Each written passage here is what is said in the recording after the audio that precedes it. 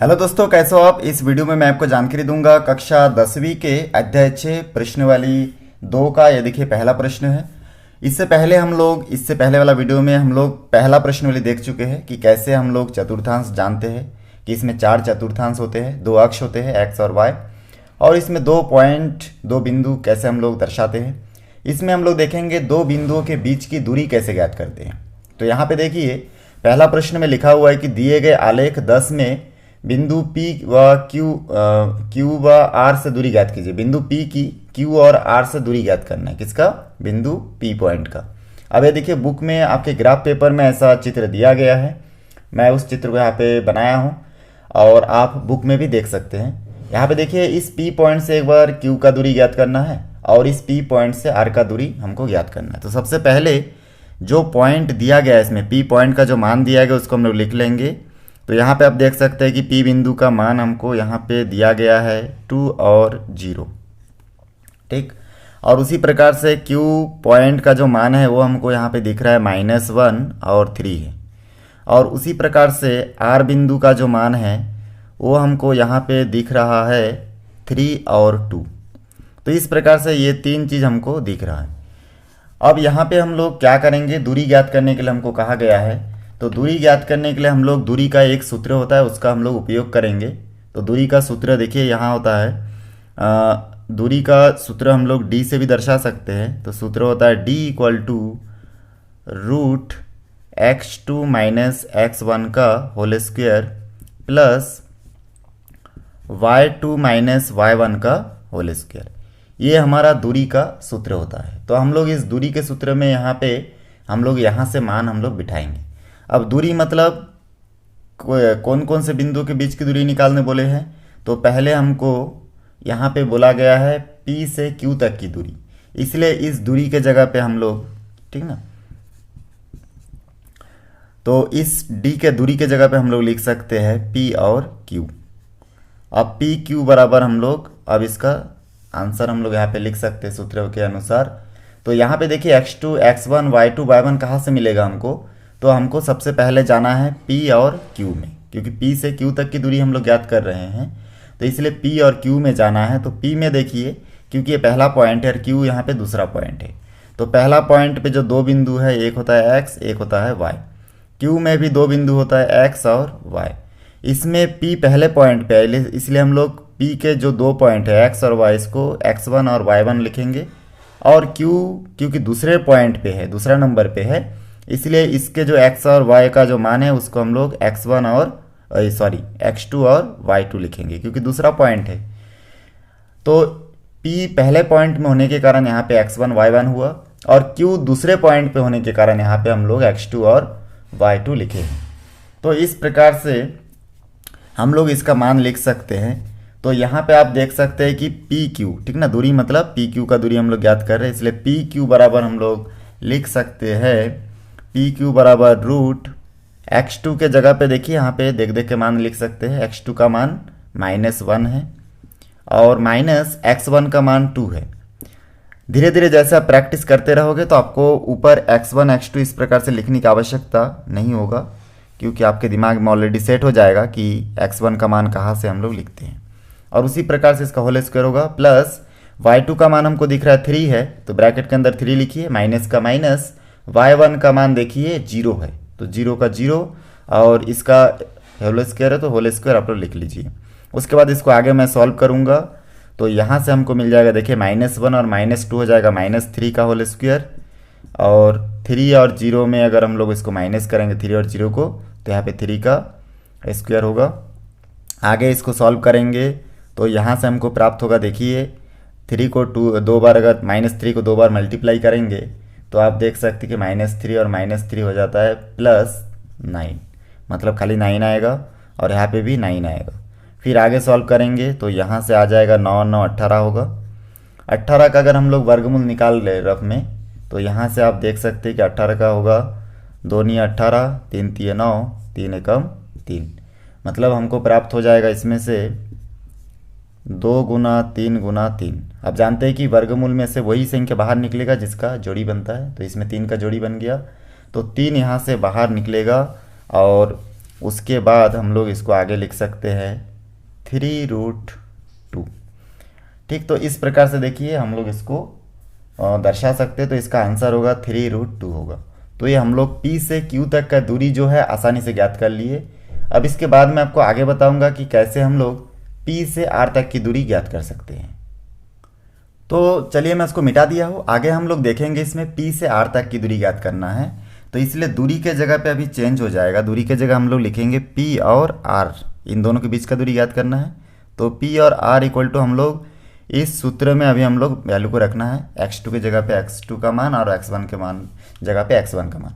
लेकिन अब देखिए P और R के बीच की दूरी ज्ञात करें। हम लोगों को Q से कोई मतलब नहीं है, तो इस Q लाइन को, ठीक ना, Q लाइन को लिखने की आवश्यकता नहीं है, Q लाइन को देखने की भी आवश्यकता हमको नहीं है। हमको P देखना है और R देखना है।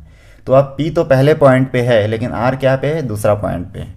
तो R के जो ये 3 और 2 है, ये भी x और y का मान है, लेकिन R देखिए यहाँ पे दूसरा नंबर पे है। P पहला नंबर, R दूसरा नंबर पे है, इसलिए हम लोग R के जो मान है उसको 2 और 2 लिख लेंगे नीचे। अब हमको इन दोनों को देखना है, P और R को देखना है। ठीक, तो चलिए इन दोनों के बीच कैसे हम लोग दूरी देख सकते हैं। तो यहाँ पे हमको दिख रहा है कि x2 का मान देखिए यहाँ पे 3 लिखा हुआ है और x1 का मान हमको 2 दिख रहा है, तो यहाँ पे 2 लिखेंगे और इसका होल स्क्वायर है तो स्क्वायर, प्लस y2 का मान यहाँ पे देखिए 2 है और y1 का मान देखिए 0 है, तो इसका भी स्क्वायर हो गया। अब देखिए ये जो दूरी का सूत्र है इसमें हम लोग मान बिठा दिए हैं। आगे सॉल्व करेंगे तो यहाँ से हमको प्राप्त हो जाएगा, 3 में 2 घटाएंगे 1 बचेगा, 1 का स्क्वायर होगा, प्लस 2 में 0 को घटाएंगे तो 2 बचेगा, इसका भी स्क्वायर होगा। फिर 1 को 2 बार गुना करेंगे अगर तो 1 प्राप्त होगा, 2 को 2 बार गुना करेंगे 2 दूनी 4 होगा। आगे इसको सॉल्व करेंगे तो हो जाएगा √5। तो इस प्रकार से P से R तक की दूरी हमको √5 प्राप्त होगा। तो इस प्रकार देखिए बहुत आसानी से आप इस गणित को सॉल्व कर सकते हैं। चलिए इसका दूसरा प्रश्न देखते हैं। अब देखिए दूसरे प्रश्न में लिखा हुआ है कि आलेख 10 को देखकर A से C तक की दूरी, मतलब ये A से C तक की दूरी ज्ञात करना है और A से B तक की दूरी और B से C तक की दूरी हमको ज्ञात करना है। अब प्रश्न दिया है जो A पॉइंट है, इस A पॉइंट का मान स्पष्ट दिख रहा है 3 और -2 है और B पॉइंट का जो मान है वो आपको दिख रहा होगा 6 और -2। अब बराबर में भी लिख सकते हैं, ब्रैकेट में भी इस प्रकार से लिख सकते हैं। और C पॉइंट का जो मान है वो आपको दिख रहा होगा 3 और -4। ये 3 मान इसमें दिया गया है। इन तीनों मान से हमको सबसे पहले दूरी निकालना है, A से C तक की दूरी निकालना है।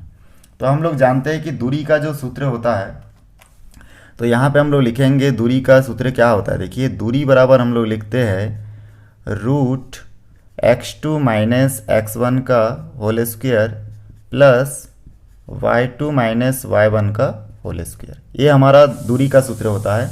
तो इस सूत्र से हम लोग लिखेंगे, तो हमको देखिए यहाँ पे A से C तक की दूरी ज्ञात करना है। तो दूरी की जगह पे पहले A और C लिख लेंगे और ये हमारा सूत्र है, ठीक ना, इसी सूत्र का उपयोग हम लोग कर रहे हैं।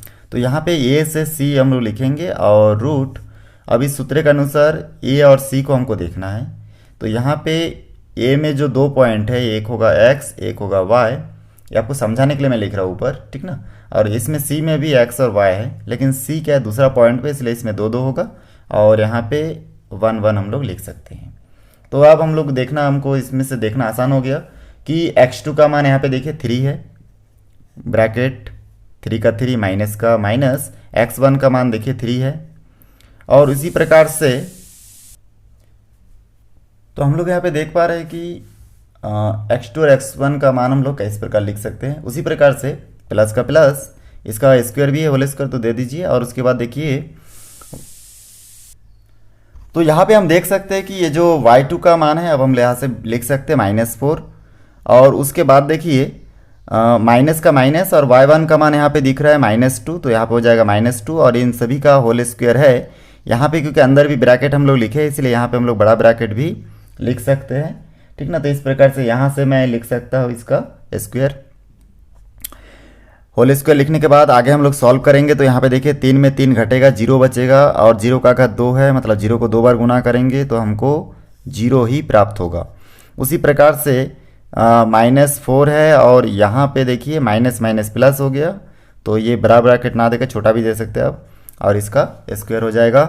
आगे सॉल्व करेंगे तो जीरो का कोई मतलब नहीं, लेकिन -4 में 2 घटेगा तो -2 बचेगा, तो -2 का यहाँ पे स्क्वायर होगा।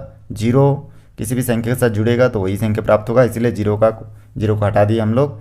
और आगे हम लोग इसके आगे जाएंगे तो हमको यहाँ से प्राप्त होगा -2 को अगर 2 बार गुना करेंगे -2 इंटू -2 तो हमको प्राप्त होगा माइनस माइनस में प्लस और 2 दूनी 4, तो यहाँ से हो जाएगा √4। आगे √4 का वर्गमूल हम लोग निकालेंगे तो हम लोग जानते हैं कि 2 प्राप्त होता है, क्योंकि 2 दूनी 4 होता है। तो इस प्रकार से हमको इसमें से एक जोड़ी बनेगा और इसमें से एक संख्या बाहर निकलेगा, तो 2 इकाई हो जाएगा इसका आंसर, ठीक ना। इससे पहले हम लोग इकाई वगैरह नहीं लिखते थे, लेकिन आप लिखने से लिख सकते हैं यहाँ पे 2 इकाई। तो इस प्रकार देखिए बहुत आसानी से हम लोग ए से सी तक की दूरी ज्ञात कर लिए। चलिए इसके बाद हम लोग देखते हैं ए से बी तक कैसे ज्ञात करेंगे। फिर हम लोग देख रहे हैं कि ए से सी तक की दूरी हमको ज्ञात करने के बाद आगे लिखा है, ये तो हम लोग ज्ञात कर चुके हैं, आगे लिखा है ए से बी तक की दूरी, तो ए से बी तक, तो इसलिए दूरी के जगह पे लिखेंगे ए से बी, और उसके बाद लाइन से, यहाँ पे जगह नहीं है तो मैं इसको मिटा के बना रहा हूँ, आप लोग लाइन से बनाते जा सकते हैं, ठीक ना। उसके बाद हम लोग निकाल रहे हैं ए से बी तक की दूरी, सूत्र हमारा सेम वही रहेगा। हम लोग इसमें अब ए और बी हमारा मेन पॉइंट है, तो ए हमारा पहला पॉइंट है, बी हमारा दूसरा पॉइंट है, इसलिए यहाँ पे x2 y2 ना लिख के हम लोग यहाँ पे लिखेंगे बी में लिखेंगे x2 और y2, क्योंकि b दूसरे नंबर पे है तो इसलिए x और y के मान के नीचे 2 2 आप लगा लीजिए, ताकि सूत्र में आपको लिखने में कोई दिक्कत ना हो। तो यहाँ पे x2 का मान हमको 6 दिख रहा है, x1 का मान हमको देखिए यहाँ पे 3 दिख रहा है, और इस प्रकार से हम लोग इसको होल स्क्वायर का होल स्क्वायर प्लस का प्लस, y2 का मान हमको -2 दिख रहा है और y1 का मान भी हमको -2 दिख रहा है, ऑलरेडी इसके अंदर माइनस है और ये भी माइनस है, तो माइनस माइनस में प्लस होगा। आपको अगर एक बार में समझ में नहीं आता है तो आप यहाँ पे बड़ा ब्रैकेट दे दीजिए, और माइनस का माइनस, y1 का मान भी माइनस में है तो उसको भी ब्रैकेट के अंदर माइनस में लिख लीजिए, ब्रैकेट बंद, और स्क्वायर का होल स्क्वायर आप लोग लगा लीजिए। उसके बाद देखिए इसके आगे बढ़ेंगे तो हम लोग यहाँ पे देख रहे हैं 6 में 3 घटेगा, 3 बचेगा, इसका घात 2 होगा, प्लस का प्लस और -2 का -2, और इस प्रकार से माइनस माइनस देखिए हो जाएगा प्लस, और 2 का 2 होगा और इसके घात होगा होल स्क्वायर।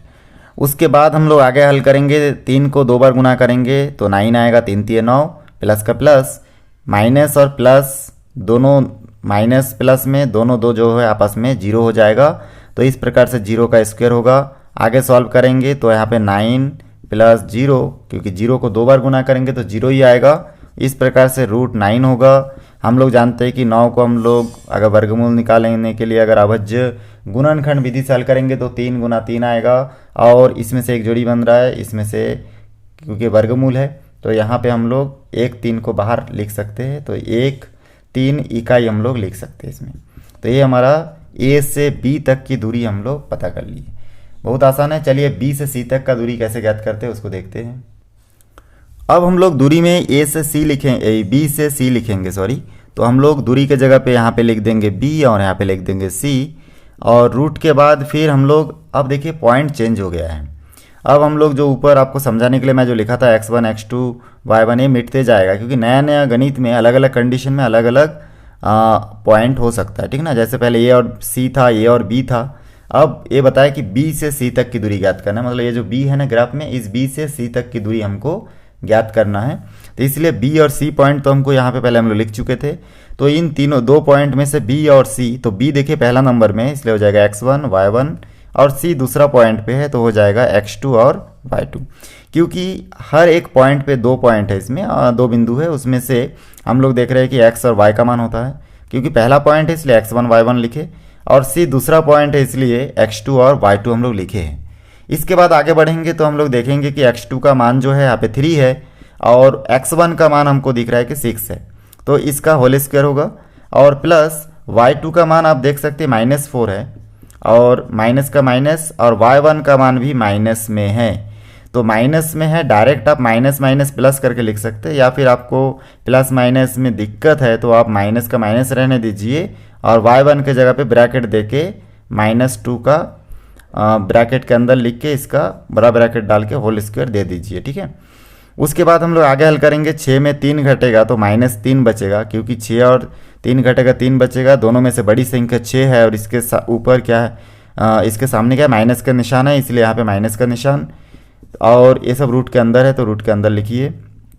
और यहाँ पे देखिए स्क्वायर का स्क्वायर होगा, प्लस का प्लस, यहाँ पे हम लोग देख रहे हैं -4, ये माइनस माइनस हो जाएगा प्लस, 2 का 2 और होल स्क्वायर का होल स्क्वायर। आगे सॉल्व करेंगे। -3 को 2 टाइम्स अगर मल्टीप्लाई करेंगे तो आ जाएगा 9, क्योंकि माइनस माइनस प्लस, 3 3 9, प्लस का प्लस, -4 में से 2 अगर हम लोग घटाएंगे तो 2 बचेगा, वो भी माइनस में बचेगा, ठीक ना, और इसका स्क्वायर। उस प्रकार से आगे हम लोग हल करेंगे तो 9 प्लस -2 को 2 टाइम्स मल्टीप्लाई करेंगे तो 4 आएगा। और इस प्रकार आगे इसको सॉल्व करेंगे तो यहाँ पे 9 और 4 13 होगा। और 13 का हम लोग जानते हैं कि कोई वर्गमूल नहीं निकलता, इसलिए इसका हम लोग लिख सकते हैं 13 इकाई। वीडियो शुरू से आखिरी तक देखने के लिए बहुत बहुत धन्यवाद। और अच्छा लगे तो लाइक करें, शेयर करें, सब्सक्राइब करें और बेल आइकन को भी प्रेस करें। और हमारे वीडियो को देखते रहिए, आपको हमेशा बेनिफिट ही मिलेगा। धन्यवाद।